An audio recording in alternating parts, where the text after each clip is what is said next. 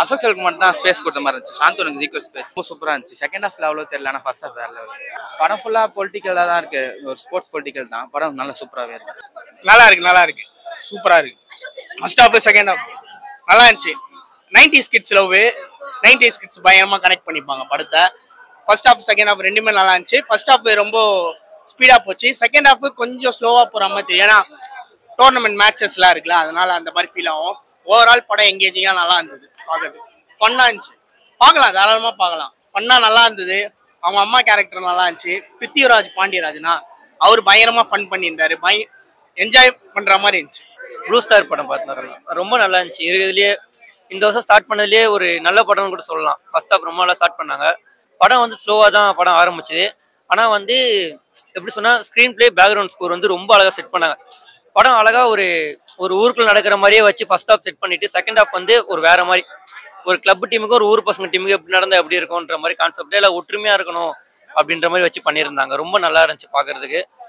கோபி வசந்த் ஒரு background score ரொம்ப அருமையாக இருந்துச்சு, சொல்லவே முடியல. ரொம்ப நல்லா பண்ணியிருந்தாரு. அவருக்கு இன்னும் நிறைய படம் நல்லா இருக்கும். அக்ஷய் செல்வனை பற்றி அவர் நல்ல பெர்ஃபார்மர் தான், பட் இதே மாதிரி இன்னும் நல்லா ரோல் பண்ணாருன்னா கண்டிப்பாக அவர் எங்கேயோ போயிடுவார். அதான் ஒற்றுமையாக இருந்தால் எல்லாம் பண்ணலாம் அப்படின்னு சொல்லி வராங்க. மனுஷனா பாருங்க, மதமோ ஜாதியோ சேர்ந்து பார்க்க கூடாதுன்னு சொல்லியிருக்காங்க. பாரஞ்சித்த அப்படிங்கிற தாழ்த்தப்பட்டு சாதின்னு சொல்லப்பட்டவங்க உயர்ந்தவங்க தான் தாழ்த்தப்பட்ட சொல்றாங்க.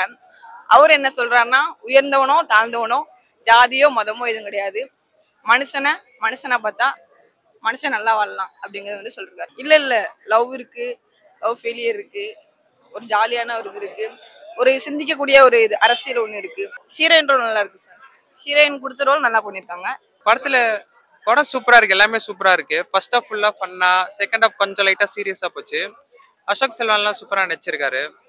அசோக் செல்வன் தம்பி ஒருத்தர் வராருல, பிருத்திவிராஜ், அவரும் சூப்பரா, அவர் தான் படம் ஃபுல்லா காமெடி பண்ணியிருக்காரு. எல்லாமே சூப்பரா இருந்துச்சு. எல்லாத்தாலும் லவ் சீன்ல ஓகே, நல்லா இருந்துச்சு ப்ரோ. கிரிக்கெட் பாலிடிக்ஸை பத்தி சொல்லியிருக்காங்க. அவ்வளோதான் ப்ரோ, நல்லா இருக்கு. பிருத்திவிராஜ் அவர் ரொம்ப ஜோக்ஸ் நிறைய ஒர்க் அவுட் ஆயிருக்கு, எல்லாமே நல்லா இருக்கு ப்ரோ. இல்ல அப்பெல்லாம் இல்ல ப்ரோ. ரெண்டு பேரும் நல்லா இருந்துச்சு.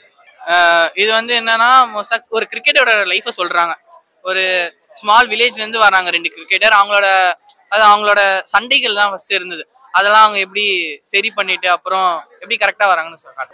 ப்ளூ ஸ்டார் படம் ஒரு கிளாஸ் மூவின்னு சொல்லலாம். இன்னைக்கு நம்ம லீவுக்கு வர்றதுக்கு நாளைக்கு 26 எல்லாரும் பார்க்கக்கூடிய ஒரு மூவின்னு சொல்லலாம். நான் கம்ப்ளீட்டா படம் 100% பிரமாதம் அப்படின்னு சொல்லலைன்னா கூடயும் இந்த படம் ஒரு பார்க்கக்கூடிய படம், ஒரு class movie, different movie, unique movie. Ashok செல்வனை நம்பி வரலாம், நீங்க கதை களத்தை நம்பி வரலாம். 80s 90s பீரியட்ல இருக்கக்கூடிய நிறைய விஷயங்கள் இதுல கொண்டு வந்திருக்கிறாங்க. BGM is nice. அந்த ஒரு பாட்டு இட்ஸ் விஷுவல் ட்ரீட். ரொம்ப நாளாச்சு அந்த மாதிரி பாடல்கள் எல்லாம் கேட்டு. அந்த ஒரே ஒரு பாட்டு படத்துக்கு ஹைலைட்டு. அப்புறம் ஒரு இடத்துல அவங்க கிரிக்கெட் விளையாடுறப்ப மாரியம்மா சாங்க போட்டு விடுறாங்க. ஸோ இந்த இப்போ ஊர்ல ஒரு விஷயங்கள் நடக்கிறப்ப எப்படி பேக்ரவுண்ட்ல ஒரு அம்மன் விஷயங்கள்லாம் இருக்கிறப்ப இவங்க ஆடுறாங்கன்றது, அப்புறம் அந்த கிரவுண்டுக்கு சொந்தம் கொண்டாடுறது, கிரவுண்டை கோயில் நிலம்னு சொல்லிக்கிட்டே இருந்து இன்னொருத்தனோட இடம்னு சொல்றது. ஸோ நில பிரச்சனைகள், நில அபகரிப்பு, அப்புறம் திண்ணை பேச்சுகள், அது அப்புறம் நம்மளுடைய இந்தியன் டீமை பத்தின பாலிடிக்ஸ் எல்லாத்தையும் அப்படியே ஒரு ரவுண்டு கொண்டு வர்றாரு டைரக்டர்.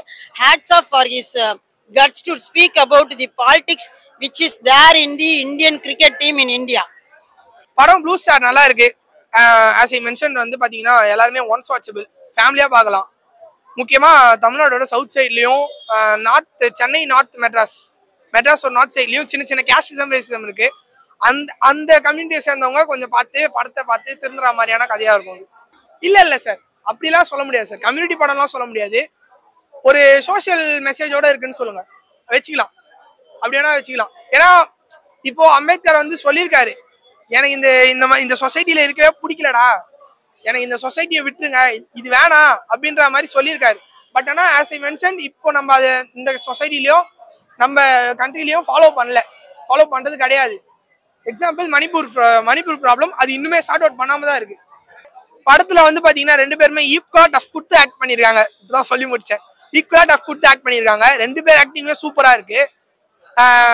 ரஞ்சித் கேரக்டர் ரொம்ப டீப்பா நம்ம கூட கனெக்ட் ஆகும். கண்டிப்பா ஃப்ரெண்ட்ஸ் இருக்கிறவங்க, அதாவது இப்ப நீங்க இன்ஸ்டாகிராம் ஸ்டோரியில ஏற்றி பாத்தீங்கன்னா ட்ரியோ ஃப்ரெண்ட்ஸ் மட்டும்தான் போட்டிருப்பாங்க. டுவோ ஃப்ரெண்ட்ஸ் இருக்கிறவங்களுக்கு இந்த படம் கண்டிப்பா பார்க்கலாம். ஏன்னா 2 பேரா சுத்திட்டு இருப்போம், ஆமாச்சா போலாம் அப்படின்னு சுத்திட்டு இருப்போம். ஆனா அது இவங்களுக்கு தான் புரியும். ட்ரியோ ஃப்ரெண்ட்ஸுக்கு இது புரியாது. இது டுவோ ஃப்ரெண்ட்ஷிப்ல தான் மூவ் பண்ணிருக்காங்க. ட்ரியோ ஃப்ரெண்ட்ஸுக்கு இந்த டுவோ ஃப்ரெண்ட்ஷிப் புரியாது. இப்போ நார்த் மெட்ராஸ்லயும் நம்ம தமிழ்நாடோட சவுத் சைட்லயும் பாத்தீங்கன்னா சின்ன சின்ன கேஸ்டிசம் ரேசிசம் இருக்கு. அதை நம்ம கண்கூடா டெய்லி லைஃப்ல நம்ம பார்த்துட்டு தான் இருக்கோம்.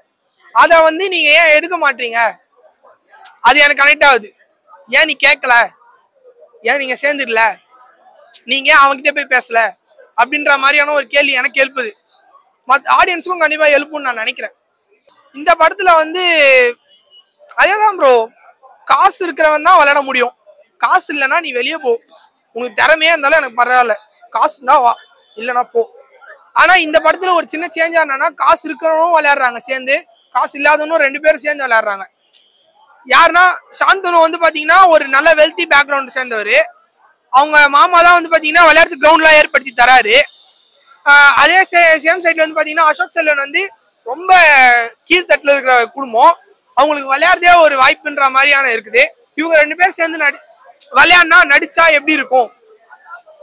இப்போ நம்ம சொசைட்டில காசு இருக்கிறவனும் காசு இல்லாதவனும் பேசிக்கவே மாட்டாங்க. இப்போ இந்த அபார்ட்மெண்ட்ல மேல இருக்கிறவன் அபார்ட்மெண்ட் மேல ஏதா இருப்பான், இங்க கீழே குடிசையில இருக்கவன் குடிசையில தான் இருப்பான். அவங்க 2 பேரும் பேசிக்க மாட்டாங்க.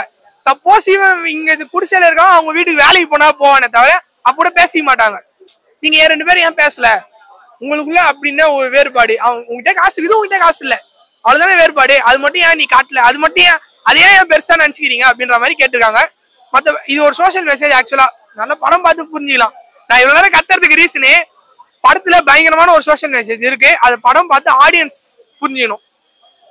நல்லா இருக்கு படம், பார்க்கலாம். வந்து கிளைமேக்ஸ் ரொம்ப சூப்பராக இருந்துச்சு. ஃபுல்லாக கிரிக்கெட் பற்றி எடுத்துருக்காங்க. ஸோ நானும் அரக்கோணத்துல தான் வந்திருக்கேன். ஸோ எனக்கு கொஞ்சம் டச்சிங்காக இருந்துச்சு.